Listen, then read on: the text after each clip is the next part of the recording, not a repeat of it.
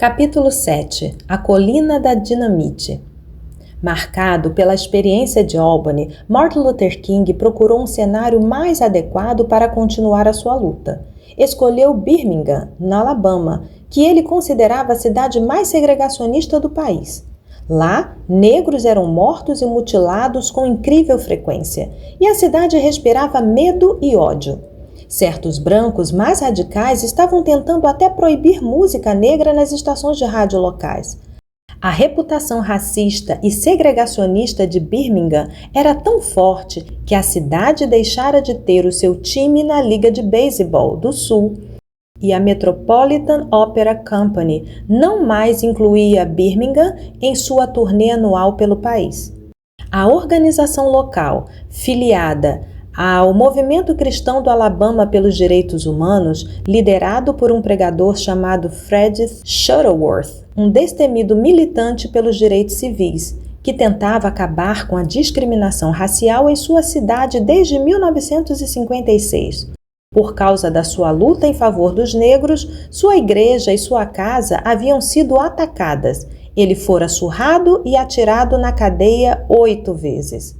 Havia sido condenado e todos os seus bens foram vendidos em leilão, mas o pastor não desistira de lutar. Shuttleworth e seu grupo haviam inflamado tanto a comunidade branca que a parte da cidade onde os negros viviam era conhecido como a Colina da Dinamite, em referência aos inúmeros ataques e ameaças que sofreram por parte dos membros da Ku Klux Klan. Shuttleworth e o irmão King, Alfred, ambos pastores em Birmingham, haviam pedido a Martin que fosse ajudá-los. Além disso, o comissário de polícia de Birmingham, Eugene Toro Connor, era mais uma excelente razão para que a luta pela causa da integração fosse deslocada para aquela cidade. Velho Touro, como era chamado pelos brancos, costumava dizer que os problemas dos Estados Unidos eram comunismo, socialismo e jornalismo, todos conspirando para integrar o país e destruir a raça branca. O comissário rude de voz áspera adorava aparições públicas, o que fazia dele o oponente ideal a ser enfrentado numa cruzada moral. King e seus companheiros passaram meses planejando a campanha de Birmingham. Decidiram que seria melhor acusar lojas e negócios do que autoridades do governo. Os negros da região podiam deixar de dar dinheiro às lojas, mas pouco ou nada podiam fazer contra o governo local. Enquanto King empreendia turnês de conferência para arrecadar dinheiro destinado às fianças dos militantes, que certamente seriam presos durante o movimento, seus colaboradores promoviam debates em Birmingham. Além disso, o reverendo levou semanas se encontrando com grupos de negros da cidade, convencendo-os a deixarem de lado quaisquer divergências, pois era essencial que todos estivessem unidos. No dia 3 de abril de 1963, King tornou público o Manifesto de Birmingham, que continha as reivindicações da campanha: lanchonetes integradas, toalhetes e bebedouros integrados, empregos para negros nos estabelecimentos e indústrias locais e a organização de um comitê birracial para trabalhar num plano integracionista para Birmingham. A fim de atingir esses objetivos, seriam feitas manifestações e boicotes, e estes continuariam até que todas as reivindicações do manifesto fossem atendidas. Birmingham foi invadida por repórteres quando os primeiros sit-in começaram em 5 lojas de departamento selecionadas. Para garantir um número suficiente de manifestantes, King recrutava voluntários todas as noites nas igrejas negras da cidade. No dia 11 de abril, havia 300 pessoas na cadeia e King, Albernath, Shuttleworth e Waker, diretor executivo da SCLC, receberam uma proibição contra futuras manifestações. Aqui em Birmingham, chegamos a um ponto que não tem retorno, disse King durante uma gigantesca assembleia.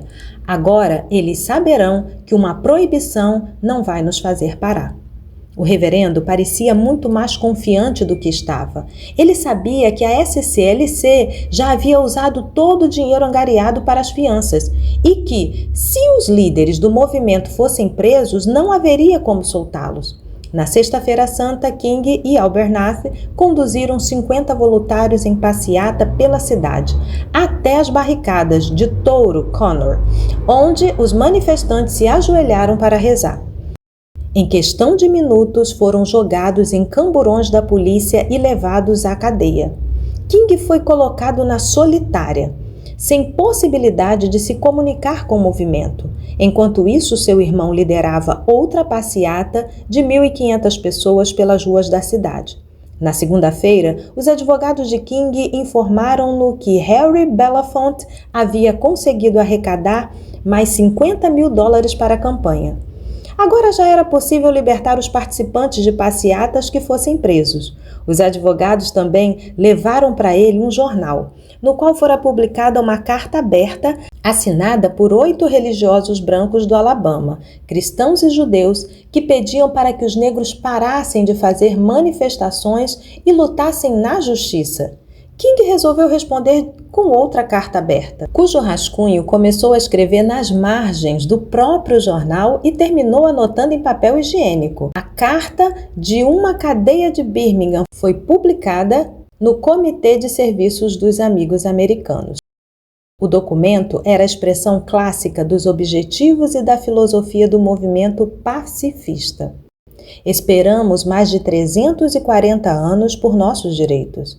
As nações da África e da Ásia estão avançando rapidamente em direção à sua independência política, enquanto nós ainda estamos nos arrastando para conseguir uma xícara de café no balcão de uma lanchonete. Martin Luther King Jr. escrevendo em 1963. King e os outros líderes presos com ele foram julgados na última semana de abril, condenados a 5 dias de prisão, a começar em 16 de maio. Libertados sob fiança, viram com desânimo que o movimento estava se esvaziando. As manifestações haviam cessado porque poucos adultos mostravam-se dispostos a participar. A equipe de King na SCLC, que vinha trabalhando com estudantes de nível superior e secundário, sugeriu então que esses jovens poderiam ser aproveitados nos boicotes e passeatas. King preocupava-se com a segurança dos adolescentes, mas sabia que, de qualquer modo, eles jamais estariam seguros enquanto vigorassem as leis segregacionistas. Por isso, concordou em permitir o envolvimento direto dos estudantes nas manifestações. O dia 1º de maio foi o início da Cruzada das Crianças para salvar a alma de Birmingham. Mais de 1.000 jovens marcharam, cantando e marcando o ritmo com as mãos enquanto avançavam pelas ruas da cidade. No fim do dia, 900 deles haviam sido detidos. No dia seguinte, porém, apareceram mais de 2.500 adolescentes para assumir o lugar dos anteriores, trazendo cartazes que diziam liberdade. Com bombeiros, potentes mangueiras de incêndio e cães policiais, Touro Connor tentou interceptá-los antes que atingissem o centro da cidade. Quando a primeira coluna chegou às barricadas, o comissário ordenou-lhes que fizessem meia volta e retornassem à igreja de onde haviam saído.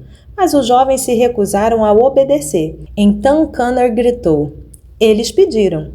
Os jatos das mangueiras cortaram a multidão, atirando os manifestantes contra as paredes dos edifícios, rasgando-lhes as roupas e derrubando-os no chão.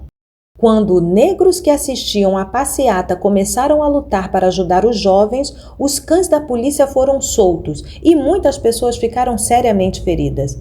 Os manifestantes correram de volta para a igreja, muitos com ferimentos graves. Mais de 250 pessoas foram detidas. O velho Touro Connor havia conseguido o que queria. Mas naquela noite, quando milhões de norte-americanos se sentaram diante de seus aparelhos de televisão, ficaram profundamente chocados ao verem cães atacando crianças, enquanto jatos de água as derrubavam e os homens de Connor batiam neles com cacetetes. Posso entender muito bem por que os negros de Birmingham estão cansados de ouvir que devem ser pacientes, observou o presidente Kennedy. Então, o seu irmão Robert Kennedy, secretário da Justiça na época, enviou Burke Marshall, secretário especial para os direitos civis, a Birmingham. As crianças continuaram a marchar dia após dia. Martin Luther King não queria diminuir o ritmo do movimento. Precisava aproveitar aquele momento em que as atenções do mundo inteiro estavam voltadas para ele. No domingo 5 de maio, um grupo de pastores de Birmingham levou 3.000 jovens até a frente da cadeia para orar pelos amigos presos. Cantando hinos espirituais, os manifestantes chegaram às barricadas de Connor. Quando o comissário disse a ele que fizessem meia volta e se retirassem, todos se ajoelharam. Continuaram a rezar. Connor ficou possesso. Finalmente, o reverendo Charles Billofs se levantou e encarou o velho touro. Não vamos dar meia volta, disse. Só queremos a nossa liberdade. Traga os seus cachorros, bata em nós, abra suas mangueiras, nós não vamos recuar. Billups então começou a avançar e os outros jovens o seguiram. Connor gritou novamente a ordem de abrir as mangueiras, mas quando os manifestantes se aproximaram, os bombeiros e policiais simplesmente abriram o caminho e deixaram-nos passar. Muitos bombeiros tinham lágrimas nos olhos. Os jovens rezaram diante da cadeia, depois voltaram para suas casas cantando "Tenho a liberdade sobre mim". Como organizador da demonstração, King havia presenciado tudo. Mais tarde ele diria: "Eu vi ali a dignidade e o poder da não violência". No dia seguinte, mais jovens se apresentaram. Birmingham tinha 3.000 pessoas na cadeia e já não havia lugar para mais ninguém. Os comerciantes da cidade perceberam que teriam de iniciar negociações ou então a cidade enfrentaria graves problemas financeiros. Burke Marshall serviu de mediador entre os comerciantes e os negros, e em 10 de maio foi feito um acordo. No dia seguinte, King tomou um avião e foi visitar a família. Mas um telefonema de seu irmão acordou no meio da noite. A igreja de Alfred e o hotel onde King se hospedara em Birmingham haviam sofrido atentados à bomba. Revoltados, os negros estavam fazendo represálias e a polícia estadual estava batendo nas pessoas no Distrito Negro. King voltou para Birmingham imediatamente. Dessa vez, porém, o governo federal havia agido. O presidente ordenara que tropas federais cercassem a cidade e durante vários meses Birmingham permaneceu tranquila. Contudo, em setembro, a Igreja Batista da Rua 16 foi atacada durante os cultos e 4 meninas negras morreram. King falou no enterro conjunto de 3 delas e descreveu-as como heroínas de uma cruzada santa pela liberdade e pela dignidade humana. Nenhuma autoridade local compareceu. Um membro da Ku Klux Klan foi detido como suspeito do atentado, mas em seguida foi solto. Somente 14 anos mais tarde, esse homem recebeu a condenação por assassinato em 1º grau. Apesar de tudo, finalmente, Birmingham conseguia inverter a tendência da legislação para o lado dos direitos civis e obteve apoio federal para o seu cumprimento. O trabalho de King não estava terminado, mas sua luta já fizera progressos significativos. Dizem que alguns de nós são agitadores. Eu estou aqui porque amo os brancos. Enquanto os negros não forem livres, os brancos não serão livres. Eu estou aqui porque amo o meu país. Vou viver aqui nos Estados Unidos pelo resto da minha vida. Não sou um forasteiro. Qualquer pessoa que vive nos Estados Unidos não é um forasteiro nos Estados Unidos. Martin Luther King Jr. Se você gostou desse vídeo, então deixe o seu like, se inscreva aqui no canal e aproveite para compartilhar com outras pessoas.